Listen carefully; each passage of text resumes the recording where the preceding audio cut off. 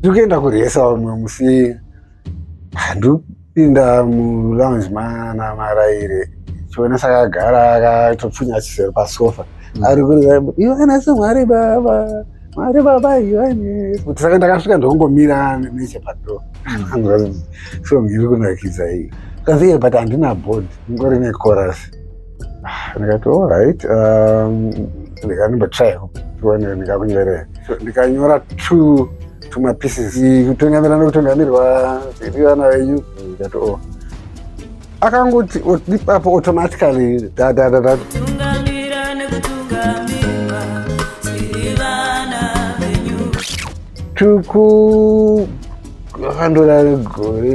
gore ndiita hangu poem yangu kanyanisa kanzi ndiri kuya kuHarare next month and pandiri kuya song poem yako iyo ine yasong and for sure dzakufona kandine show kutereskeni make sure wauya ndaenda word for word hazina kana kunyora kana kudii he just memorized kungoinzwa chete bhato yefoma kwambondekenyu vanokanya.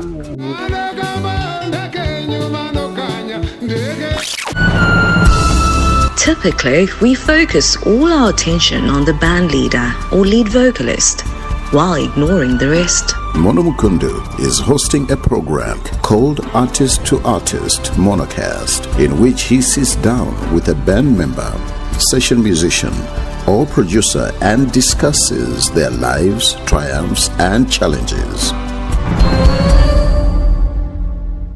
Pana ndiri kuchikoro ndandine mwe friend yangu yanzi Zamadenga Zamadenga first name, Zamadenga surname. Sapana zonza rime ndata kasi maparents vaiziva here kuti munhu achazoita artist because it's very artistic kakunzi chirikure. Yeah, I think inoitika zvayo sterek especially kwedu kwaGutu Masvingo. Chitori something chitori common. Chitori very common. Ndakatofundana nomumuhlanganisa rakata double serangu ende takazvarwa gore rimwe chete muzuva rimwe chete muchipatara chimwe chete saka I think vana mudhara vakatipana. So but in a lot of ways was kupuwa zita, in my case kupuwa zita rasekuru rakazova zita remhuri. Sasekuru vaitonzi Chirikure. Saka wakupuwa zita rababa venzinza. But surname icharamba iri Chirikure zvake. But it served very well in terms of the arts industry. Because even before I met you, zvanzvingori artistic kungonzwa kuti kune munhu anonzi Chirikure. Kwakawanda stereka vanhu vanozoti saka zita rako charo nderi especially pamainternational platform vanofunga kuti hai stage name. No passport yangu ichitopa changu. Yeah, but rambotanga ne-background kubvira kumashure kuti zve-authorship zvakatanga kupi because you are mainly known as an author and a poet. Tichazoya zvedu kunyaya dzema-lyrics and so forth.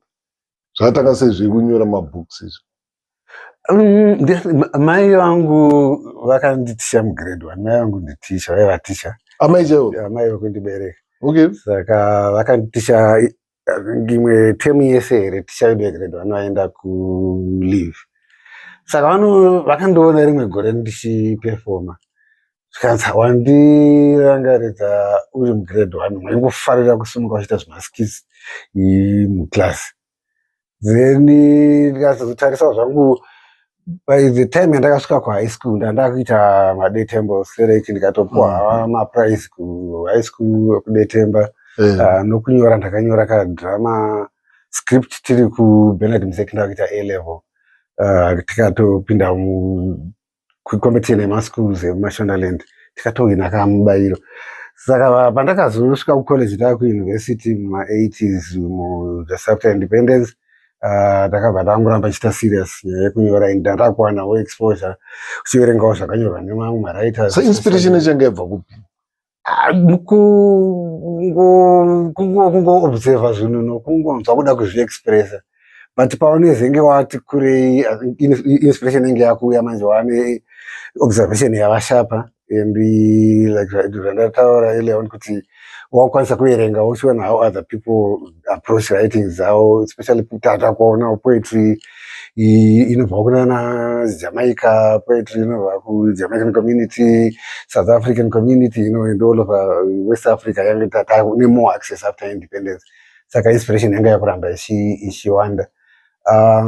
Then even influence yekuda kuzonoperforma poetry yacho in a more formatted way. Dada kutera kudhab poetry wana Mutabaruka, wana LKJ. Mutabaruka nani naye panakaenda kuJamaica paconference 2024. All right. Saka you got a influence food from Jamaican dub poetry in a lot of ways. Satulaza jam session tishanza a dub recording ndakati na Liba, so all right, we transit group. All right, na Liba, okay. Yeah, ngati tumbe try to. Yeah, saka nyaya yacho futi yekuti ma-themes avaidhila nawo airesonata ne-experience yedu yekubva muhondo kupinda mu-independence, saka zvinokufaya. And then wozoona kuti even ukada kupinda nembira futi poetry yedu yaitoita more deeper and even smoother flowing and even nereggae. Saka ngoramba msingodaro, but also zvacho zvimwe zviri interesting mukunyora meya ndatojoina drama club yedu kuuniversity nana Tsitsi Dangarembwa muri kusame class nana Tsitsi Dangarembwa, same stream, but different courses. The late was Tungara and Ellen Tungwarara, vana kwakaite nhamba vana Agrippa Sora, former headmaster Prince Edward, ndo yakari team yedu drama club. Saka takaramba tichiperforma but tichinyora as well. We already very creative and tichi-encourage ana and contribute kumagazini repauniversity.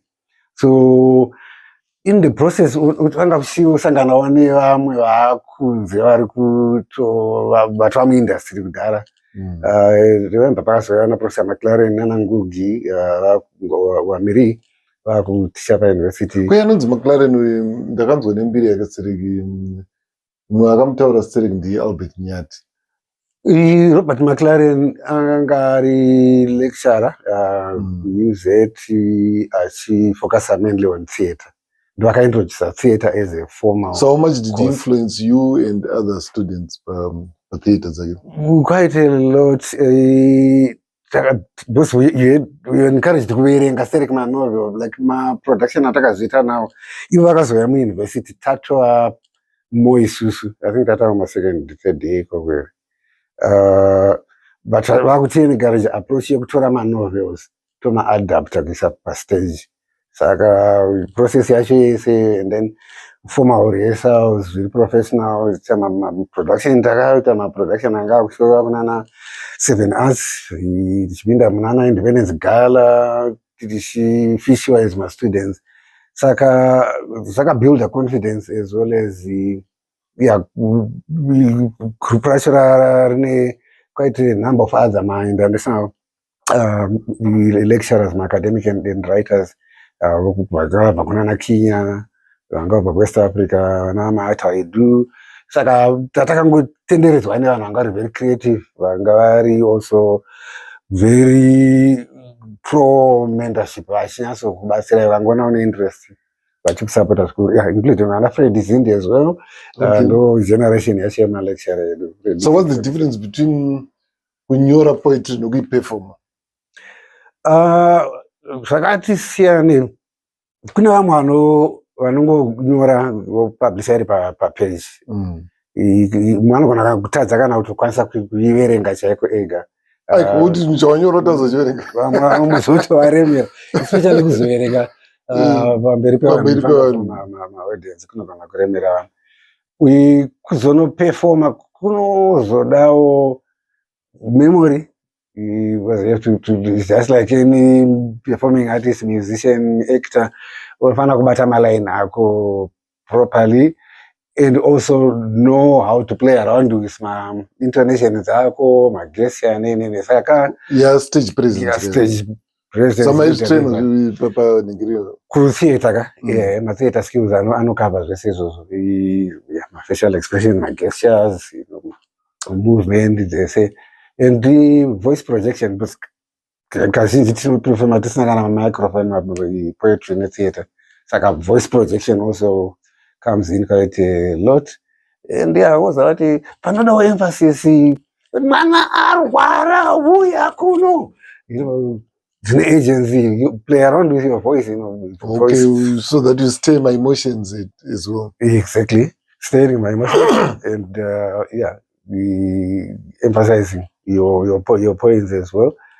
So ndo journey yacho, and in the process matanga usangana I think tabva kuuniversity takabva good number takaramba tangoshanda tisanga ari muHarare tatafoma katheatre company yedu. Mamuri same group naNaubert nyatiri Albert tiri same age but akazoya kumashure akanonoka ku time yehondo saka akazoruza yero tundo kuzotijoina akazotopinda takunopedza isusu but tiri matwins amgarangoti tiri matwins takazvarwa same but umazvarwa same gore right. Ko paunyora mabooks apo book renyu rekutanga ndegore ripi?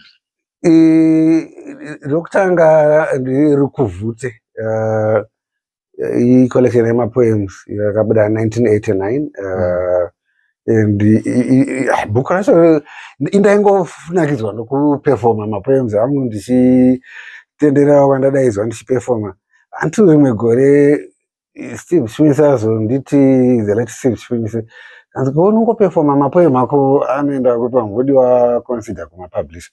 Zvazviri funny ndezvekuti ipapo ndaitoshanda saeditor college press. But musana manyora book. Ndisandanyora ndaingonyora ndichiperforma but pfungwa yekuti ndobudisa riri rangu bhuku isanga nambopinda mumusoro mangu. Saka ndobva ndazongobatanidza mapoema aya ndokungosubmitawo kubasa college press ikoko. Vamwe akati ngatiri publishe pachibva pangoita debate rokuti hakusati kwambopublishwa poetry by one author under one cover. Saka kuti ndo yakabuda iri yokutanga. Mamwe mazhinji aingoita maanthology ane maauthors akawanda nane mabvumirai netembo yakadaro. Saka zusa renyu ndiranga rekutanga the first bhuku rakanyorwa neauthor mumwe chete netembo. Inini naSamuel Chimusoro, the late Samuel Chimusoro, akabva buda ari tumwe akadaro. Rakabva ranoita setbook, rakatanga setbook O level, then kumacollege, then nemayunivhesity, later one setbook by A level. Ribva razotevererwa in 1992 thereabout neChaMupupuri. Again rakaita very well, rikaita kuti setbook mapoems zvakare. Akaramba angotedzana rimwe rakazouya inzi Akurarwi rimapoems futi but ranga rane matranslations into English. Matranslations akaitwa naCharles Mungoshi rakazopublishwa neBaobab Books. Then parazotera na 2010 kurimwe futi ranga rine mapoem original mamwe neShona mamwe neEnglish. So far manyora mangani?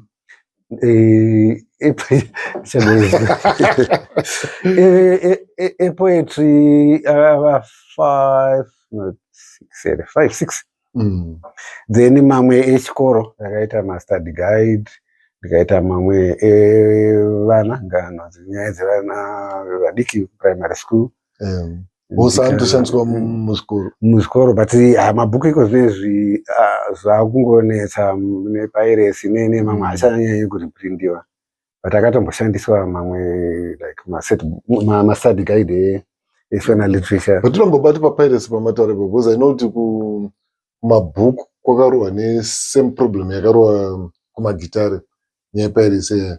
Before piracy mabhuku authors airarama sei, maroyalties avo vaitora sei? Standard arrangement yanga iri muZimbabwe handingangoti nyika dzese Europe naSouth Africa nekumwe kwese kazhinji waiindisa basa rako kuna publisher then ndiwe take care of everything. Usapublisha kumabhuku ndiyakafanana nerecord label. Exactly. Label saka voedita nekupakeja kwese designer nekumaketa kwacho nekudistributa iwo waizowana 10% but vaigona negotiata kana 12% or 15% yemaroyalties zvidependa nezita rako zita plus macost anenge ainkewa futi papublishing bcause havaifanira kuzodzorawo mari yavo nekuzoita profit as a label as a publishing house because macost avo ekuemploya full time munhu anoedita then macost ekuzonoprinda then kuzodistributa nezvimwe zvakadaro saka maroyalties vaibhadharwa every 6 months kunana June naDecember ndopaipewa maroyalties emapublisher and mabhuku aita mari zvakanaka. So munhu waitokwanisa kutorarama zvakanaka. I remember then kwautaitaura kuti watotenga dzimba nemabooks. Fanika ukazinga wanyora matextbook like vana rurimi rwamai ekuprimary ina tickets odzo zviya nditsodzo ndora tikaita isusu form 1 form 2 kana vana shima chinodya kuenglish ezvo matextbook rurimi rwamai ndindaiedita ndiri college press sodzo ndimaedita pandakazoedita second edition original yanga ina different editor ndandisati ndajoina college press ndakazojoina college press 1985 saka vanhu vaiwana mari yokutenga dzimba vamwe vakatotenga maplots vatinotoziva vamwe nemafamu vemanovel kana awandawo rikaita futi setbook kuzvikoro especially paO level kune volume yamastudents akawanda aibva tengwawo akawanda mari. Saka unizoti pamabhuku chainyanya kubhadhara kunyora masetbooks but wanga usinganyori uchiti ndonyorera setbook waingonyora then Ministry of Education ndoyozopublisha wosubmita ministry nanhasi ndozvamaitirwa zvichiri kuita then vekuministry vozoona kuti rinokodzera here kuita setbook kana vaona richiita then roprescribe as a setbook and then maschool zotenga then macolleges ezvo mauniversity vanongodaro kuti bhuku rabuda voona kuti vangaselecta reita setbook zvaibatsirawo pakuti pakunyora waigona kutoona kuti apa rega nditagetewo ndakadai kuti mukana wowande wekudii wekuzopinda mukuitwa setbook. And then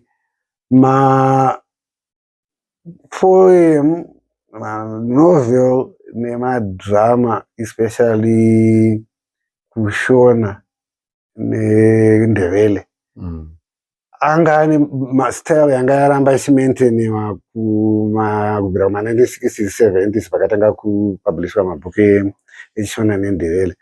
Saka muma80s nomatakazotanga kupindawo isusu taane tuma tweak twedu takakuita machinjiro even poetry yangu yanga yati siyanei. Chachasiyana chini? Manyaya dzataitaura nezvazvo masimu mapoem akasiyana siyana and to manyorere for example rhyme kudhara emphasize rhyme serek ndada kuita free verse but we should build a rhyme nerhythm mukati memaline kushandisa futi mutauro mumwe unongoshandiswa mudzimba on a day to day basis kuti ite more accessible. Saka kwakwakuita kuti language yedu irambe ichiadressawo zvinhu zviri kuitika. Zviri kuitika pana pari palanguage ndipo paunonga uchishandisa vana vekuzvamuka lomunyaka vari kumaza apa ndisina wangushura kuti kuzidomaniko maseries ari kubuda kamazana. Saka piracy yakazotanga kupinda pape ndiyakaafecta how? Piracy I think imo muma-late 80s zvazvakutanga late 80s 90s zvazvakutanga kuti pano napo but muma-2000 ndipo yakazonazopisa zvachizopika muna 2000 ikoko taifoma ma-association ekuti adresi nyaya yacho.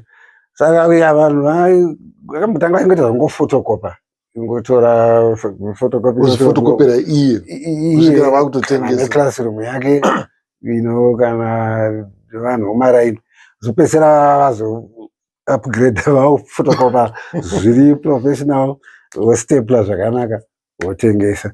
Pane time yekuti pakatomboitwa maraise kunana gweruko kuchiwanikwa warehouse akasteshewa mabhuku fanika matextbook nemasetbook manovels anakaitwa masetbook avaitobva vangomhanyira vachifotocopa vachiita mari. But vaipiwa mutongo here because kwedu kumagitare one of our biggest complaints was kuti mutongo waipiwa vepirates wacho was just a slap on the wrist yekuti nhanobhadharisa kamari kadiki diki but iye ari kumeka mazimari zvekuti anonge akabhadhara kamari kakodzokera futi muroad. Ndo dambudziko racho ndo rimwe chete because mutemo wacho unonge uri mumwe chete copyright infringement kumusic nekumabhuku and mutongo wacho sina vasiri mumazvirika havatongonzwisa kuti piracy yakavhiringa sei maindastry mairi iwaya because akasvika pakupfugama chapokugwadama chapobuda mustairo chaiko and like chakurwadza unotoona mamwe magovernment schools ari kufotocopa mabhuku izvozvi kana kuencourage kunotenga mabhuku ari photocopied.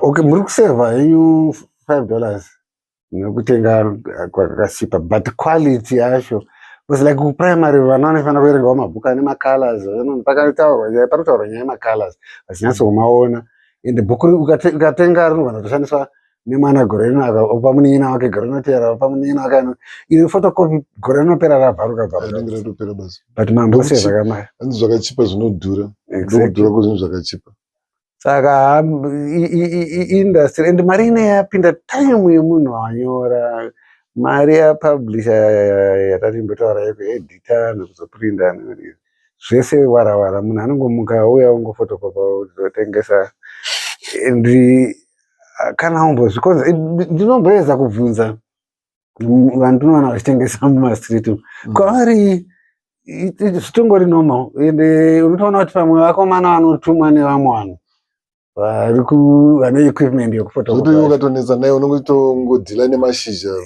kumudzi kundokune kuine poweresa bcause pane pamba ndakatombonzwa kuti vezimura vekumusic vakatombobatana nemasociation emabooks vakaapproacha kumapurisa but still hapana chakanatsobuda futi. Idambudziko guru ende zvakuti awese futi nesocial media one akangokwanisa kuisa bhuku online vangosheya vanhu hapana kuti unozvikontrola sei. Anyway, ngatimboye kumusic because kumusic vanhu vazhinji havatomboziva kuti makashanda futi as a lyricist saka I think vanhu makashanda navo munhu ane mukurumbira strike when it comes to kunyora malyrics ndichioniso marayo zvakatanga sei ende akaapproacha mwendiani ipapo kuapproachana kwacho zvacho zvinongoitika mathematically ndikati chekutanga mukupefoma kwandaiita kubvira muma80s macho tamunana late 80s ndakachitanga kupefoma nemusic rema ndakatombopefoma naStella Chwese kwenguva yakatoti mbira nepoetry then paakazoenda kuGerman akatombonditi aende tese tonoita more productions ndikazoti gai ndimboona ndandine basa full time and changotanga kuona kuti upenyu hunoenda nekupendera ndakangoti regai ndimbonyatso ngoteedzera career. Then a few years later I think takaita function ndichiperforma vana Dhumi Maraire, mhuri yaMaraire Dhumi naNashionisa vachiperforma. Pane mumwe munhu akazongoti kamadi mambo takapisi mese saka takatobva tangojema no less or nothing naChioniso nababa wacho naiye Chioniso nemunina wake Taona ndakanga 4 pataperforma zvikatobuda mushe then tikati ngatirambe tichiita takatotanga marehearsals properly nemhuri yaMaraire taita maweekends country free pataiwanza kuperforma basi Dhumaraira anga ari kuTeacher College of Music in the University of Zimbabwe chionesa anga rupedzawo chikoro indanire full time job saka taikwanisa kungoshanda manheru kumari South kana weekends. So muprocess imomo zvakadiko ndiri kuenda kurehesa umwe musi handipinda mulounge mana maraire chionesa akagara akatopfunya chisero pasofa ari kurira Yohanesi Mwari baba Yohanesi achimboita mistake otanga futi saka ndakasvika ndongomira nechepadhoo song iri kunakidza iyi pane mandatozoti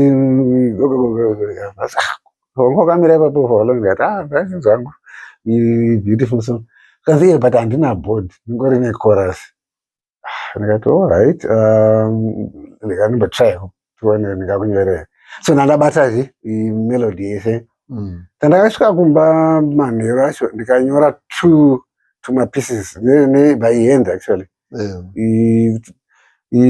kutungamira nokutungamirwa tiri vana venyu then kuwana nomukushaya imwe line rinogona kuita environmental rimwe roita social issues ndadzokera mangwana kuresa ndikati akangoti ipapo automatically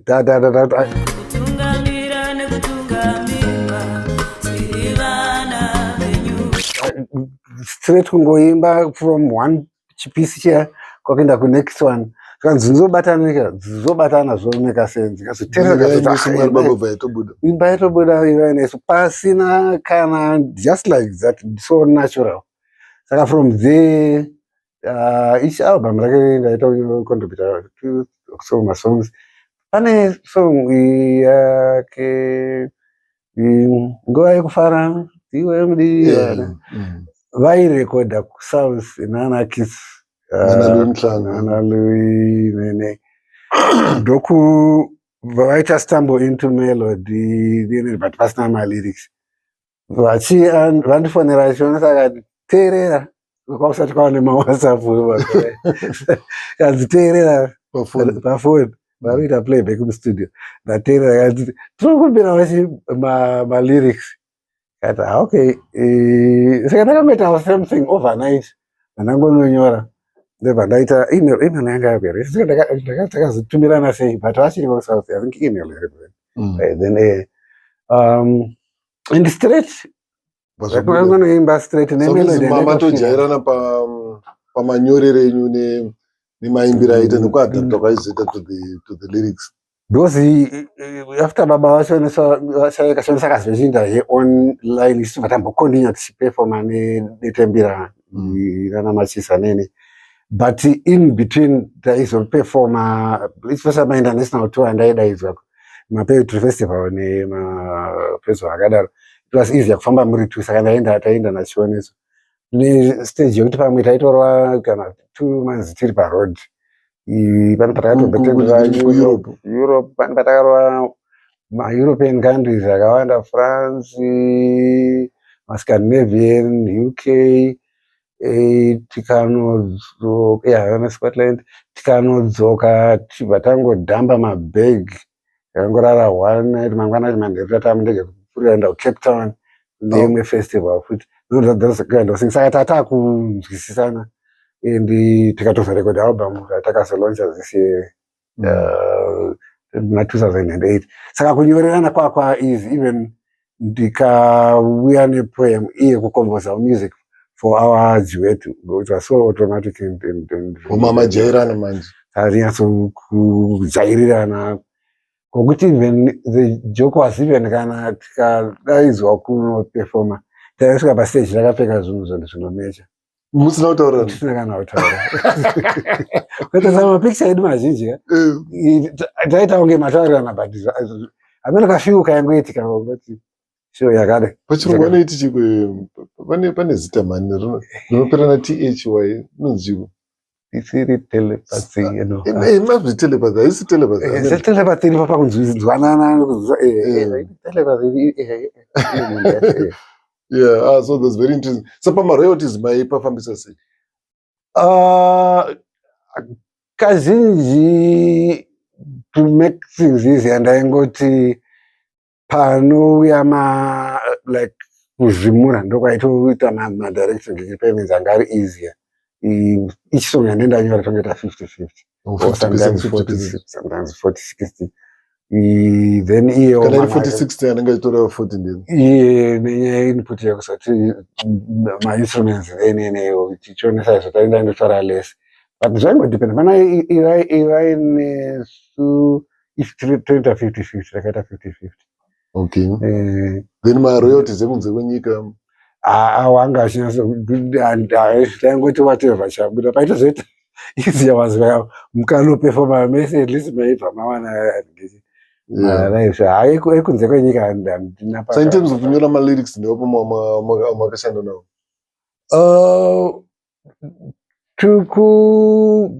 akandodaro gore rimwe gore ndiita hangu poem yangu kanyanisa atidaidza hanozombogadzira song here papoetry zvakaita nzoga vakadaidza naAlbert Nyati vaiita musical production yavo nanaSteve Makoni kugwero akatodriva naAlbert nemisanisani yangu naAlbert and I think he said anga ari mujournalist tikaenda saka anosvika just before production yavo yakutanga tamanya backstage tukatitombomirira kutanga toda kuti vanhu vogwera vanondasikirwa namabhororo angu makusva madriver all the way bva paHarare. Usa akatombomisa sho kuti akuintroduce atiintroduce ndokuintroduce maita poem ichi saka ndakabva ndaita kanyanisa Albert ndakatanga ndibva ndasita kanyanisa taku backstage kana then anga asiri kugara kukwekwe kanzi ndiri kuya kuHarare next month and pandiri kuya song poem yako iyo ine yasong ngati okay and for sure dzakufona kanti tine show kuTereskeni make sure wauya taenda word for word hazina kana kunyora kana kudii, he just memorized kungoinzwa chete performer batoibata into song saka iri pana album ivainavo yakabuda 1995 akambokwambondekenyu vanokanya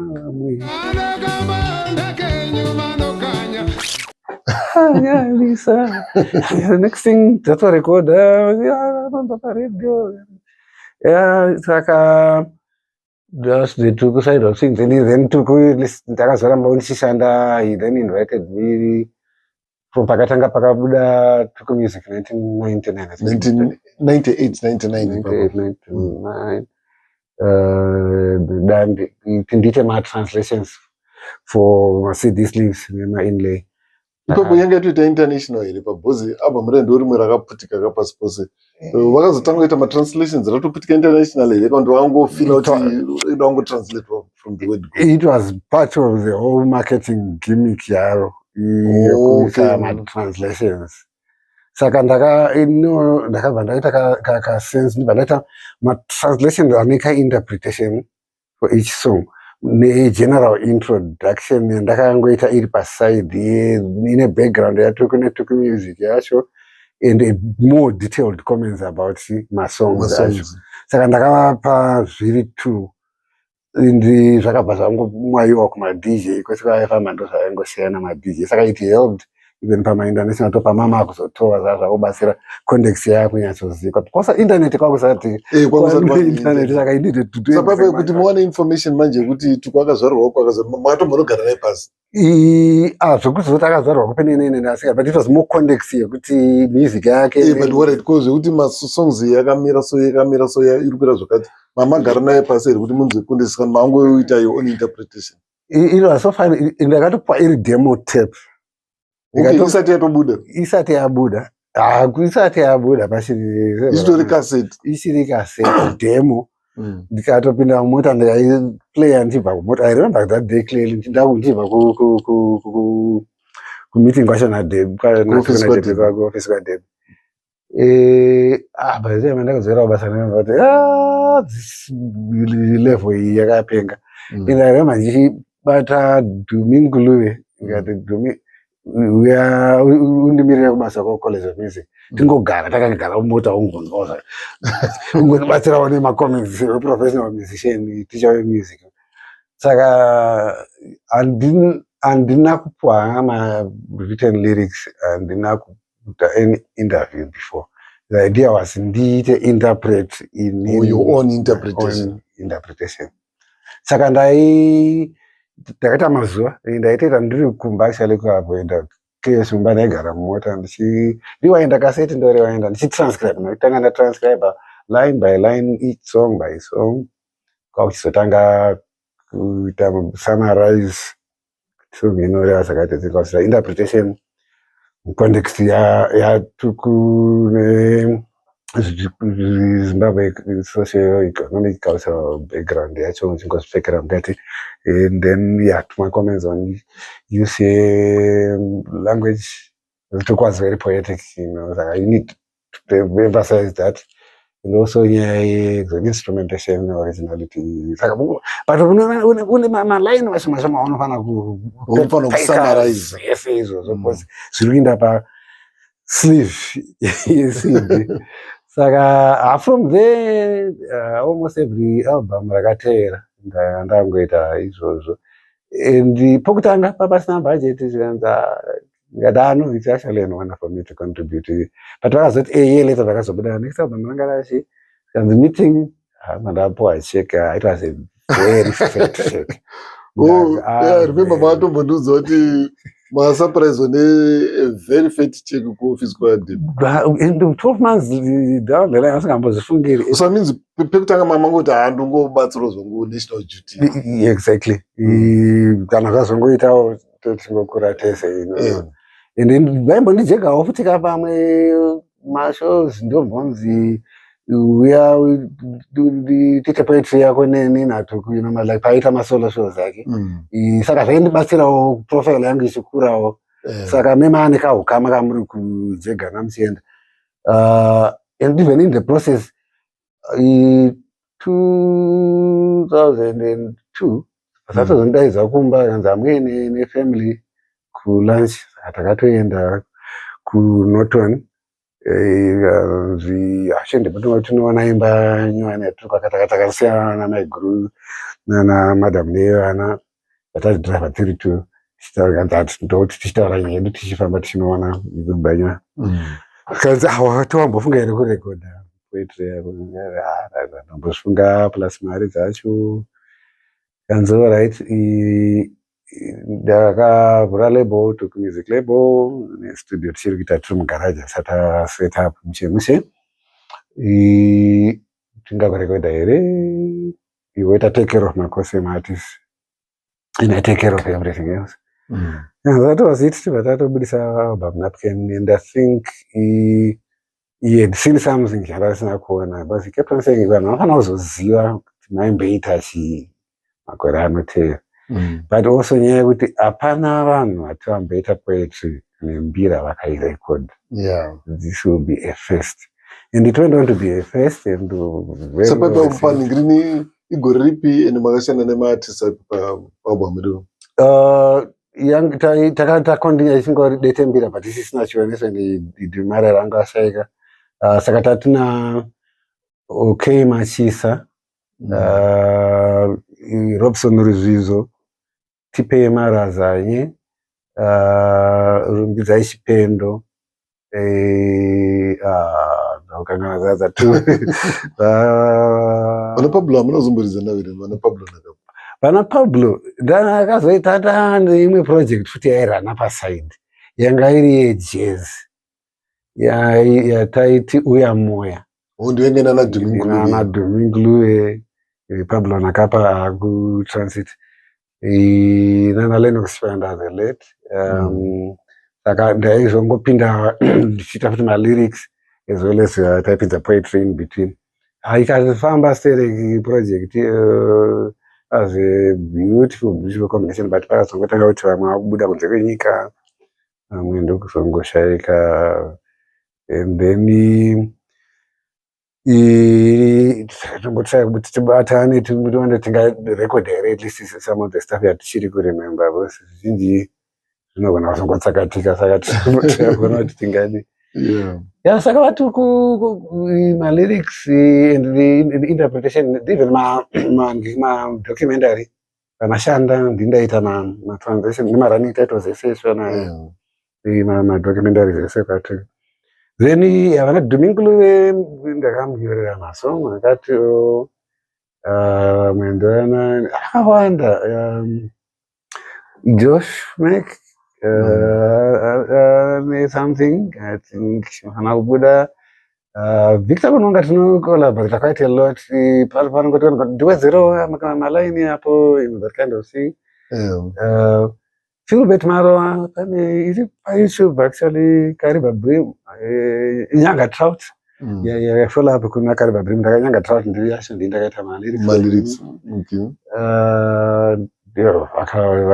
akatowande then vamwe vanokumbira malyrics then 2-3 vari chataura ongoing issues zokuti malyrics avapo and then vanhu votadza kunoshikomboza zokumbirawo melody then fortunately kazhinji pandinonyora ndendine melody pandoita malyrics saka zvinozobatsira ndozokuta rough melody and hum then zvozobatsira manje vanhu kuchiita developing the music side of things. It's one thing kungonzi malyrics awaga this one thing is to create a melody but vamwe so automatic and so natural vamwe vanotoda kubatsirwa kabridge kacho saka vanovakuita ka extra input paprocess yacho yese ndo vamwe vanototi yakamuteerere tichiresa nokutibatsira those kind of inputs saka we end up watova part of karwendo kacho saka paino toda kumbotomboita jam session yatambotaura pane dub version imwe ndakaita naLiba weTransit Crew keyboardist uya sodoti mboita poetry ipapo muri kuita which one ikandishandise pane yangu yakudhara inonzi Gwenyambira ine takatomboirekodha because after napukenda natuku ndakazorekodha kuti imwe solo album kustudio kwaNathan Jera kuUK saka takaita version yepoem iyo iri pa jazzishi sungurawishi kind of saka but ndikafeel kerege saka ndonga ndoingaita easy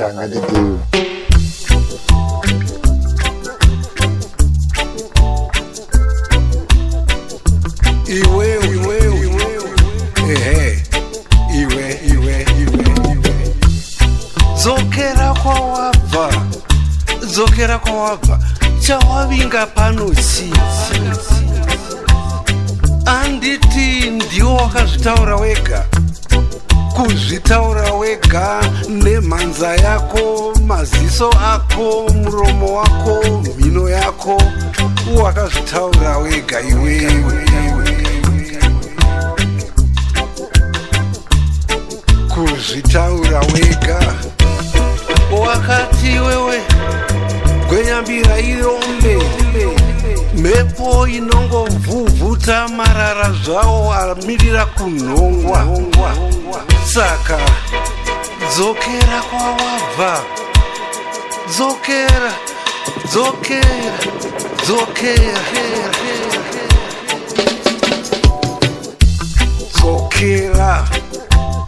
onotamba mitambo yako kubika madoro ako kupira midzimu yako pasina Gwenyambira tione kana pane chinobuda Gwenyambira kuita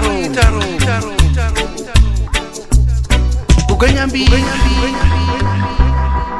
sandirombe sina basa sine basa Gwenyambira sandirombe chisina basa chine basa Gwenyambira sandirombe chisina basa chine basa Gwenyambira sandirombe chisina basa chine basa. We'll be right back with you after these short commercials. Manolio Studios is a recording studio that operates independently and is located in Harare, Zimbabwe. It is owned and run by Clive Mono Mukundu, a music producer, musicologist, session musician and multi-instrumentalist who is better known as a lead guitarist. The studio is renowned for creating exceptional organic content and is highly regarded for its exemplary professionalism.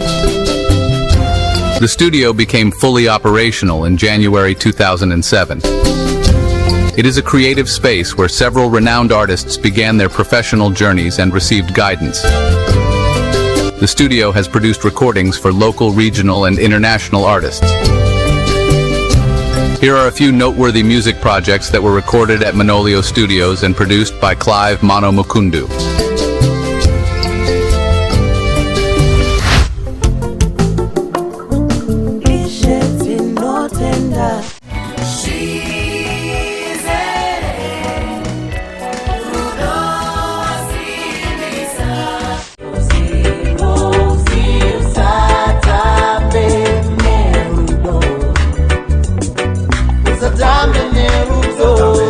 A love song, my lovely country, Zimbabwe.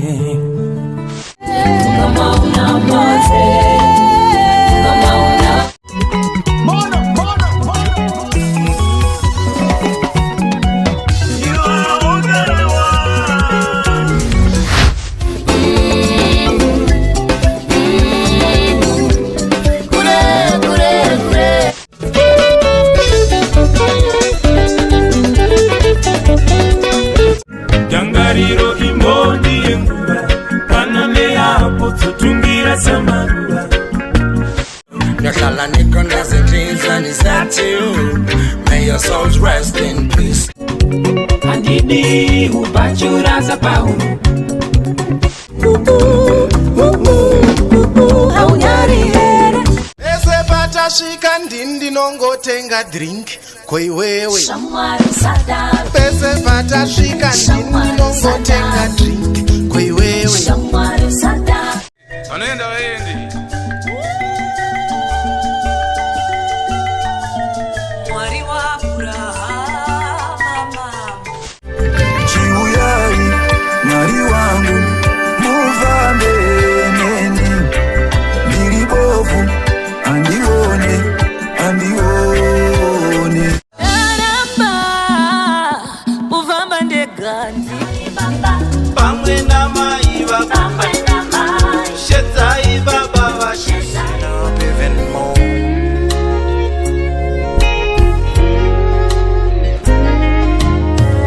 But you will always be my baby. You will always be my Manolio Studio, the harmony of quality and professionalism. I like the lyrics zepapoema but ziri inspired nekushorwa kwemamisens anditi kushorwa kwema-artist in general. Kwema-artist in general.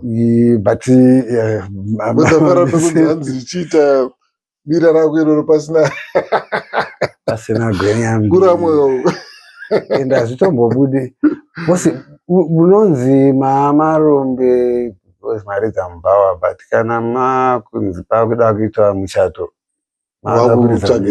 pakuda kuitwa chivanhu makuda music ndinoona pane patatiri ku-MS padaita my first degree koko pane vamwe vaitawo mamadhigiri vamwe utokomelela kuti muti nyaudzane magitara enye mazina evanhu magitara kata maimukadaro pagraduation penyu hatiuya pazotangonondo okizvishawana ende imwe nyaya futi yandoda kukomplaina inini inyaya yecorporate holding muno muzimbabwe because vanogara vaitaura nyaya yeprofessionalism kuti toda kuti zvinhu zviitwe professional imimi vakakushedza vanoda kuti basa ravo riitwe as soon as nezuro muchimhanyiswa nzeni enda magadzisa pakati gadzisai pagadzisa ndazvitouya nekukurumidza muchingopedza kuvapa chete zvinogona kuita 2 months pasina kana sendi rauya zvokuti professionalism yavo its very one-sided ivo vanoda kuti zvavo zvinonzi kahwani gagaga but kana makuda yenyu mari unotongonzi anosaina hapo anosaina akaenda kuholiday nhingi kana mari makapiwa iri local currency mozopiwa pamwe yatodzikira currency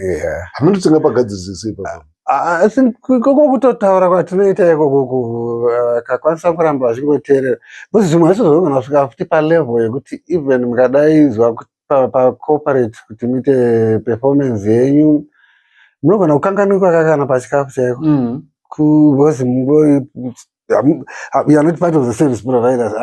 Muri backdrop vanokwanisa kutombonoti ngeseservice. Exactly. Kwezi vamwe vanonyasa appreciate ende vagokusea chikafu chine pasairi kana kuti mutanga masevhewa before everyone else mozeta music yenyu or whatever you are doing.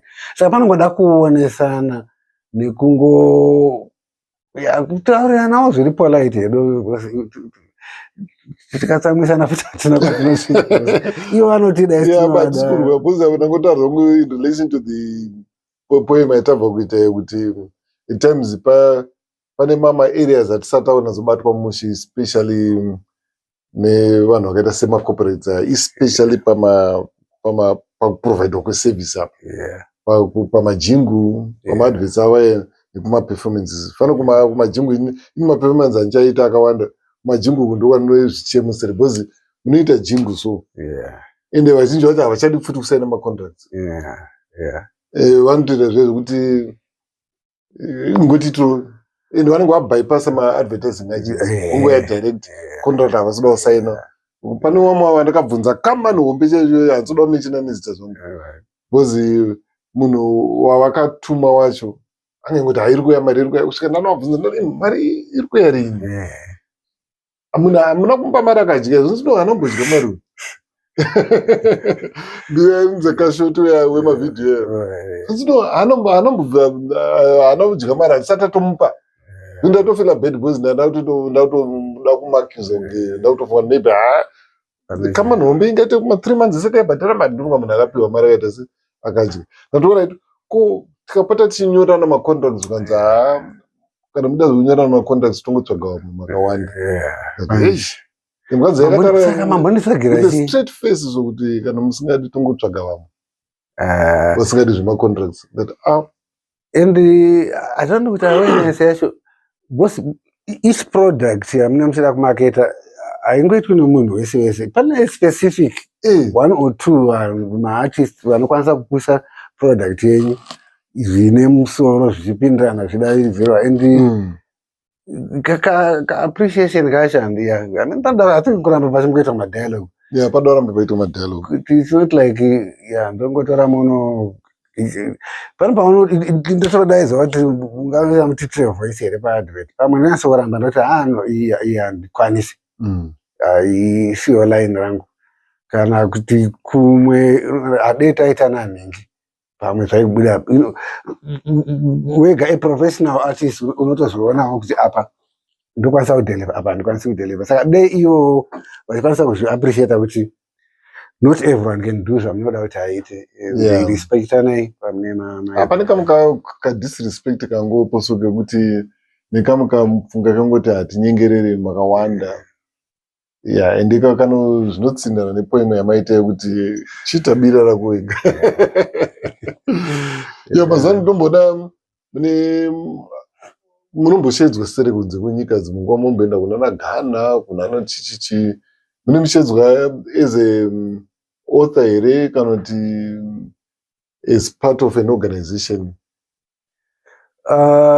Pane ukona uko patinombodaizwa seLit Festival tinorana Literature Festival Harare like gore rino torora muna November muno last week ya November Harare.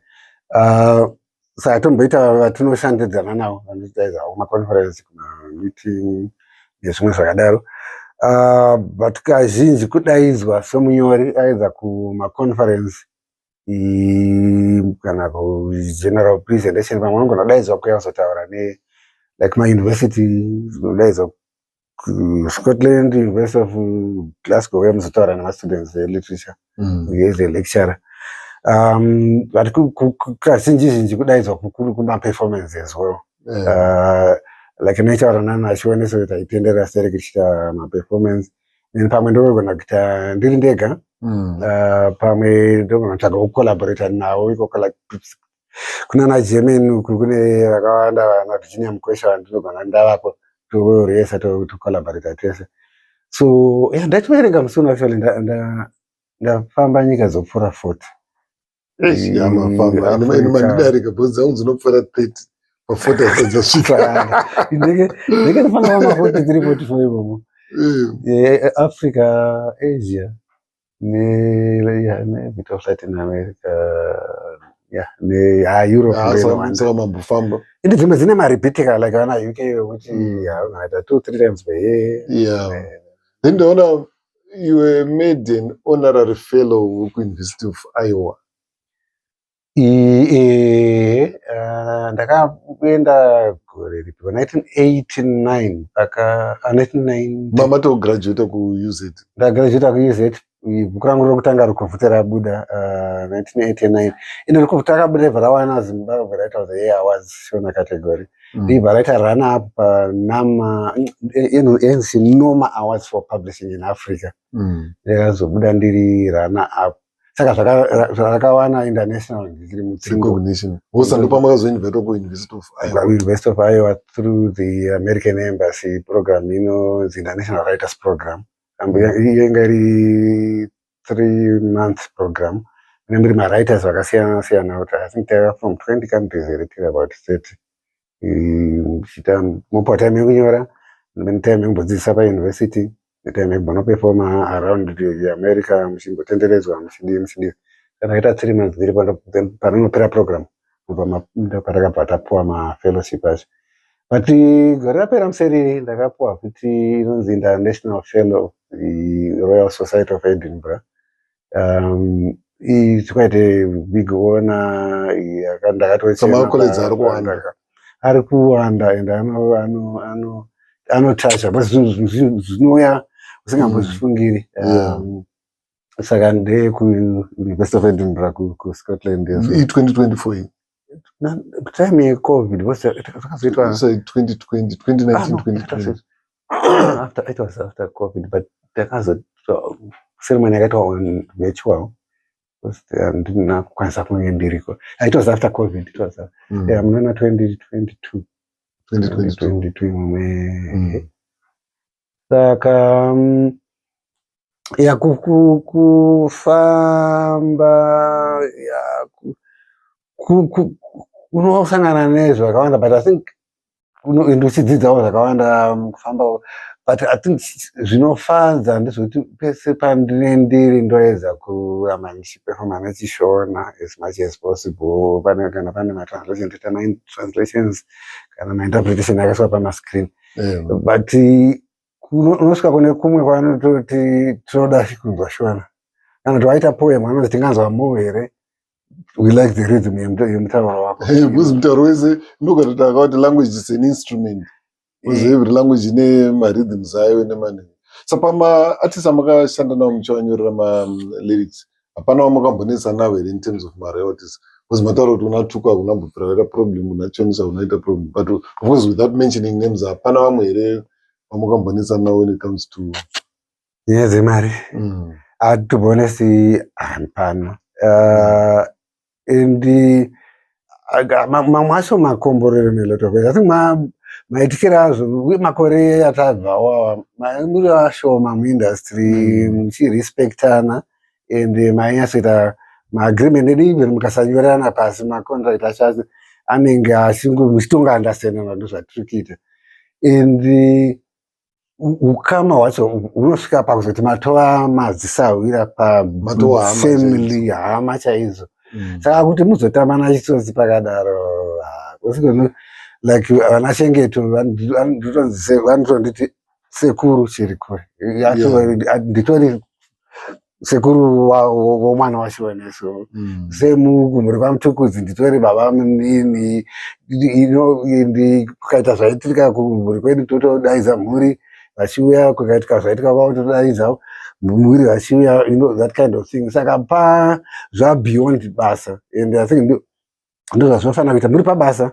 We respectana, muchirespectana professionalism. But kana ukama uchiramba uchisimba, ngahusimbe wakadaro kama kuita zvebasa imoitawo zvebasa. Albert nyati again tiri mafamily chaiwo, but kana tavakuita zvemustudio, takaregraduate yedu a couple of years ago, toda kutoita redo. Kana tavakuitawo zvebasa, toita zvebasa, zvokusahwira nefamily uchendeka pasaidi, but respect ine chiramba ichingapa. Saka I think ndakangoita urombo rakanaka ndina ndati kana namona tisatamba chatomubvunzo.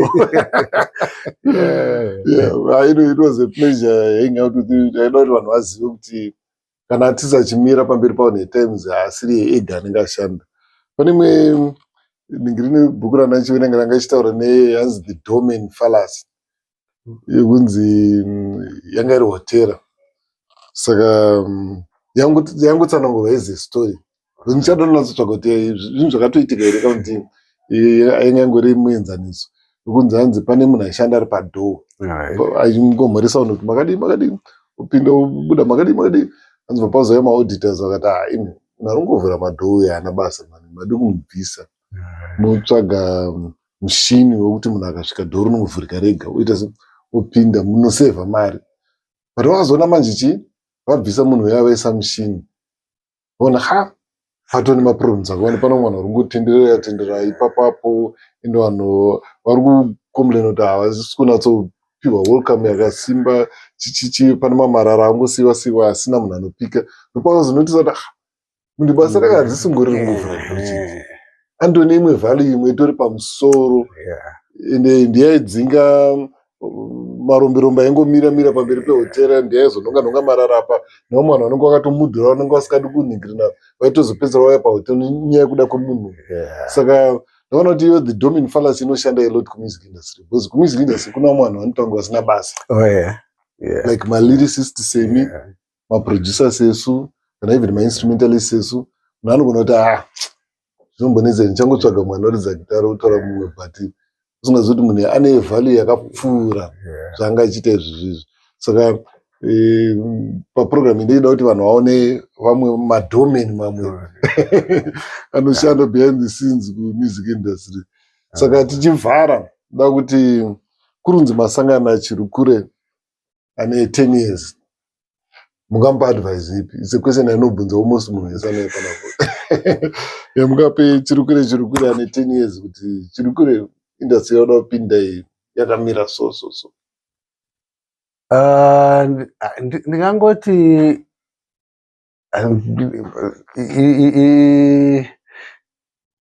follow your dream. Pauri kunzwa izvi ramba wakazvisonana nazvo.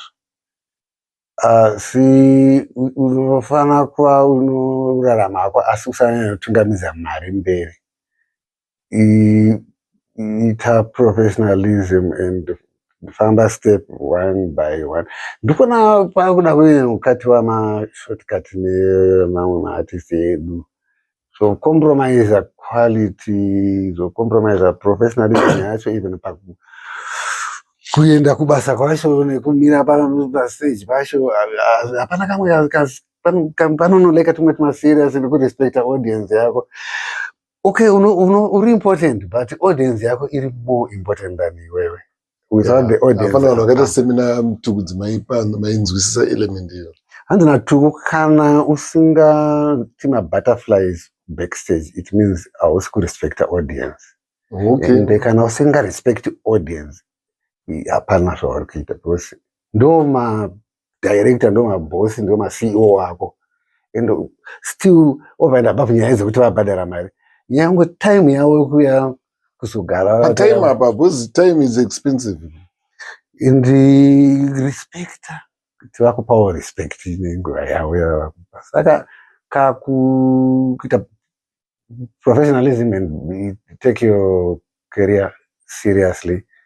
And finally,